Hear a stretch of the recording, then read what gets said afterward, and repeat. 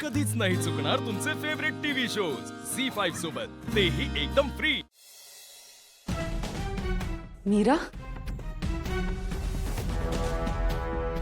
अगं तू का झोपवलंस तिला? तू अथर्वला म्हणाली होतीस ना की तिला घेऊन।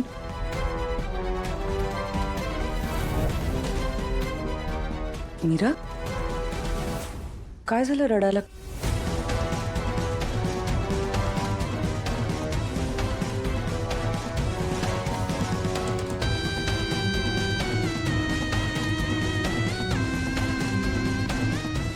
वेदाने मला हे दाखवलं।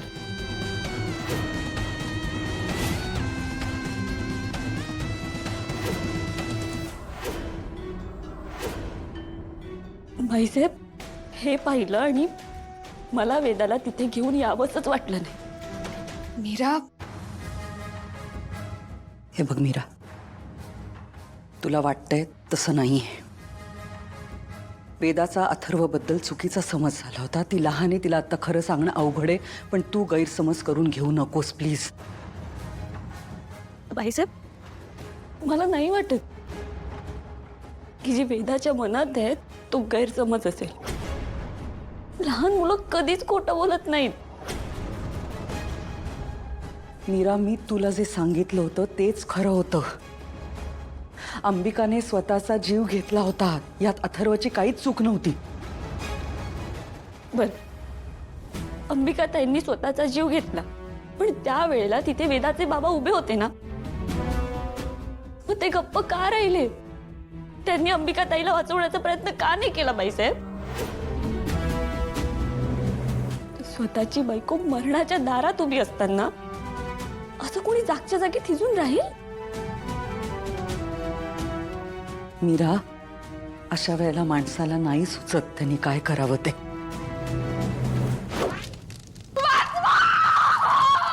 अंबिका,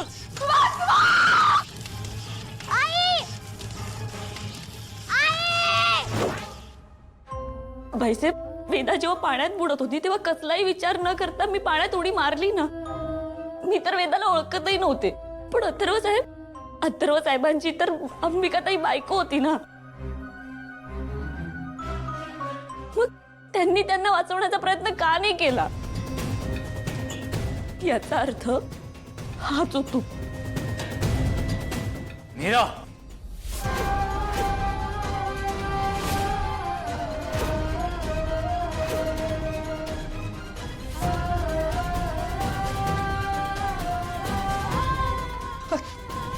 काय म्हणायचंय तुला? मी अंबिकाला मारलंय?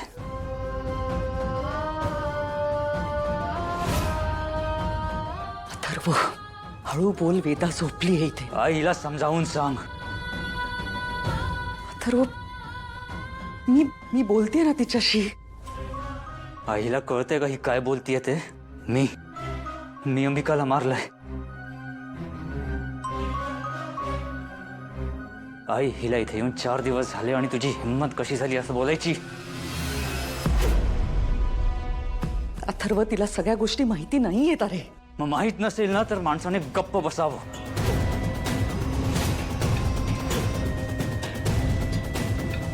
मीरा, अगं तू नको ना बोलूस अथर्वला काही। त्यांनी नाही मारलंय मला, त्या मायानी मारलंय। मला तर खऱ्या गोष्टी आत्ता कळतात। तू तुझी limit cross करतेयस। Atharva, please calm down please. मला माहिती आहे मीराने असं बोलायला नको होतं, पण प्लीज तू शांत राहा। आणि मीरा, काय ग, हा असं कोण बोलतं? एखाद्या गोष्टीबद्दल बोलण्या अगोदर सगळी बाजू समजून घ्यायची असते। ही समजून घेणार आहे? आजपर्यंत माझ्यावर असा आरोप कोणी केला नाही जो तू केलायस। Ambika is everything for me, everything. पण हे तुला नाही कळणार।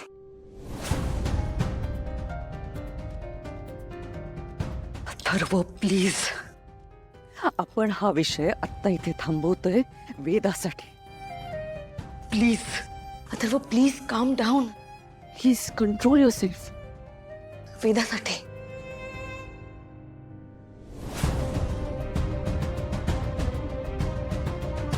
अथर्व,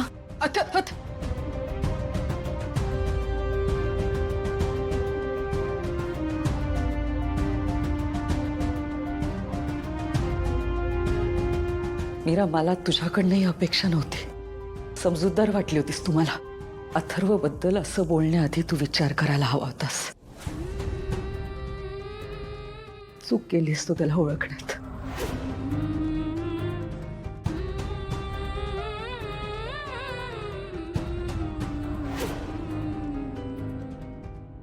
मीरा, अगं हे खरं आहे की आमचं भांडण झालं होतं,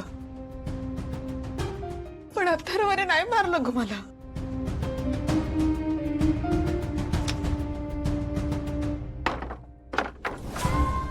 सोड ते, सोड. काय करायची गरज नाही.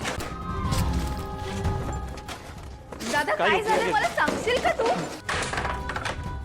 तू तू प्लीज शांत हो दे. काय झालं तू का चिडलायस एवढा ती मुलगी माझ्यावर आरोप करते. माहित काय तिला माझ्या आणि अंबिकाबद्दल? दादा प्लीज शांत हो. अथर्व काम डाऊन. अथर्व, मला मान्य आहे मीरा जे बोलली ते चुकीचं आहे, पण प्लीज तू ती गोष्ट मनाला लावून घेऊ नकोस. अथर्व,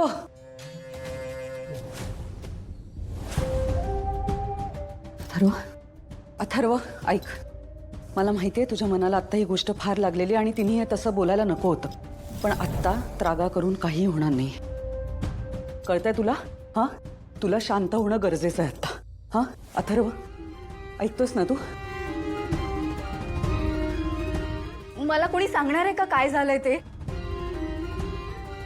मी सांगते. अगं मीरा अथर्वला अंबिकाचा मर्डरर म्हणाली. काय?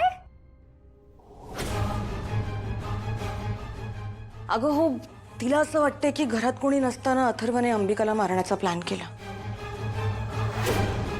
हे बोलणारी ती मीरा कोण आहे? थांब, मी आता जाऊन तिलाही विचारते. अनन्या, थांब. आई अगं तू अनन्या, यात तिचा काही दोष नाहीये. अगं पण ती अशी अनन्या, वेदाने काढलेलं चित्र तिने पाहिलं आणि म्हणून तिचा गैरसमज झाला आणि ते होणं साहजिक आहे आत्ता. अगं पण हो मॅडम, पण खरं जाणून घेण्या अगोदर ती असं अथर्वला कसं ब्लेम करू शकते? आत्ता काही दिवसा अगोदर आली आहे ती. मला मान्य आहे की तिने वेदाची काळजी घेतली, वेदाचा जीव वाचवलाय, पण म्हणून काय असं ब्लेम करायचं? नात्याची ना रक्ताची ती मीरा. मॅडम, मला असं वाटतंय की त्या मीराला आपण घरात ठेवता कामा नये. ती घरात असली तर अजून प्रॉब्लेम्स क्रिएट होतील. माया, जेव्हा एखाद्या माणसाचा गैरसमज होतो तेव्हा त्याला थोडासा वेळ देणं गरजेचं असतं, कळलं? आणि आत्ता तिने जो समज करून घेतलेला आहे त्या गोष्टीवरती तिचा ठाम विश्वास आहे आणि या क्षणाला तिला कोणीही समजावू शकत नाही. त्यामुळे तिला थोडा वेळ देणं गरजेचं आहे. झी 5 ॲप डाउनलोड करा आणि पहा सर्व एपिसोड्स एकदम फ्री.